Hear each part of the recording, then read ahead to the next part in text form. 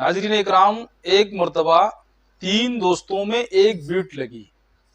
वो बीट क्या लगी? शर्त ये लगी कि हम तीनों में से साबित करना है कि सबसे बड़ा कमीना कौन है। अब ये बात साबित कैसे हो कि इन तीनों में सबसे बड़ा कमीना कौन है? तो दोस्तों, एक बुढ़िया जा रही थी जो अपने स्टिक के सहारे जा रही थी। वो लकड़ी के सहारे चल रही थी। तो उसमें से एक दोस्त ने उठा और उस बुढ़िया की स्टिक को गिरा दिया। चूंकि बुढ़िया स्टिक के सहारे थी, बुढ़िया भी गिर गई। और जब वो बुढ़िया गिर गई तो उसने उसको एक लात मार दी, पैर से मार दिया, और आगे इन दोनों से कहा कि देखो मैं कितना बड़ा कमीना हूं कि मैंने उस बुढ़िया को गिरा दिया और उसको पैर से भी मारा। दूसरा उठा, उस बुढ़िया को उठाने के बजाय जाकर उसको 2 लात और मार दी। यानी उस गिरी हुई बुढ़िया को उठाना चाहिए था, लेकिन उठाने के बजाय 2 लात और मार दी। और आके कहा इन दोनों से कि देखो मैं कितना बड़ा कमीना हूं कि इस गिरी हुई बुढ़िया को मैं उठाने के बजाय उसको लात से मार रहा हूं। तो तीसरा दोस्तों क्या बोलता है कि मैं सबसे बड़ा कमीना हूं।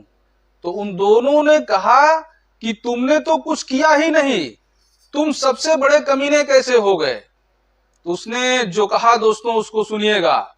उसने कहा कि जिसको तुम लोग मार रहे हो वो मेरी माँ है और मैं उसे देख रहा हूं, इसलिए मैं सबसे बड़ा कमीना हूं।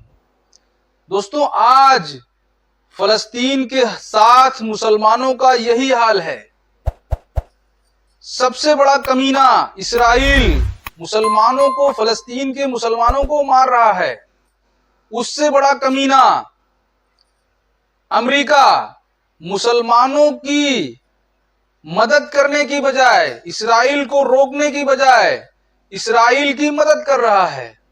और उससे बड़े कमीने ये मुस्लिम ममालिक हैं जो ये खामोशी से बैठकर तमाशा देख रहे हैं। अजीजान ग्रामी, फलस्तीन के बच्चों के हालात पे जरा सोचिए। एक एक लुकमे के लिए तरस रहे हैं। हॉस्पिटल में इलाज नहीं है, और जिन हॉस्पिटल में इलाज हो भी रहा है वहां पर बम गिरा दिया जा रहा है। इन 66 माओं से पूछिए जिनके बच्चे भूख से तड़प रहे हैं। दोस्तों, आज किसी का बच्चा एक वक्त नहीं खाता है तो उसकी माँ से पूछिए कि उसके दिल पर क्या गुजरती है।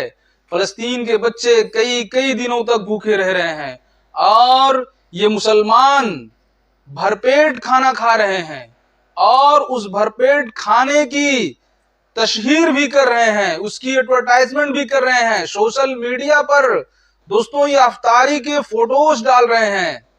क्या मुसलमानों की गैरत इतनी मर गई है कि हमारे फलस्तीन के मुसलमान भाई बेसरो सामानी के आलम में, जंग की हालत में दरबदर भटकते फिर रहे हैं, और ये मुसलमान भरपेट खाना खा रहे हैं।